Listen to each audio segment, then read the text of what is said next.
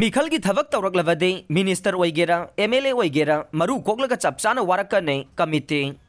पावसी ngasi nungthil phongkhiba kanglei paki maira pause dagi lokhatjabane hawjik manipur gi oiriba phibam asida center amadi state laingangna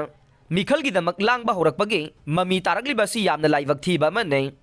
nena tadriba lamda masida center amadi state lainga ki MLA minister amatana mikhal gi thabak thoram tawraklabade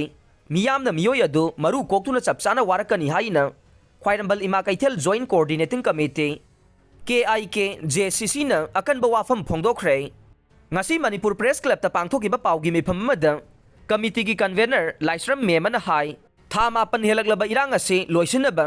center na karigumba khongthang amata lokhatana lakhibane adubu kumjali singani kunmari lakpaga iroinana mikhal pangthoknabagi thorang ama lakpagi mami tarakle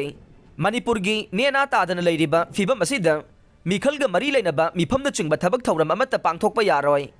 karigumba mikhal gi damak miyam dagi bot ni bagi thabak satharakpa taravade bot khomba lakliba misak adu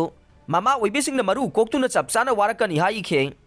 mitai singda nongmai kapsinduna landavada yaubagi damak manipur police the head constable oiba koki macha ama suspend tawkhibagi matangda palladuna mahakna hai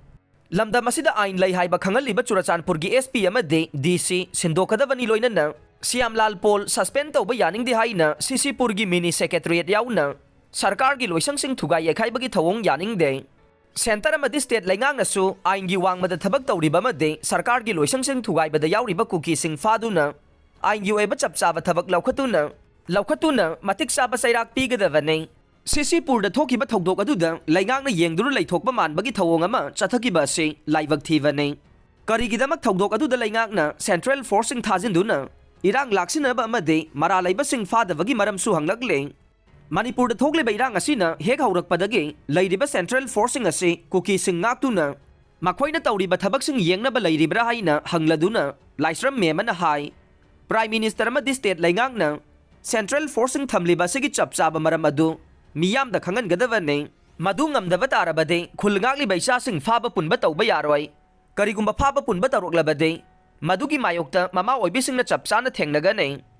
laingang na iraibak iramda masibu kuki terrorist sing dagi kannaba karigumba thabak amata paikhalaktabadagi khutta kolom paiduna lairik laisu tamduna leigadaba icha sing ase khulai paikhibane makhoibu phaba punba amade ain gi oiba thabak laukhalakani haidabade miyam gi lusing bani haina leiriba MLA minister singna makhoigi macha masu sing thadoktuna iraibak iramda masi ngakpagi thodang asi sinabiro haina su penda bawafam kaya thamkhe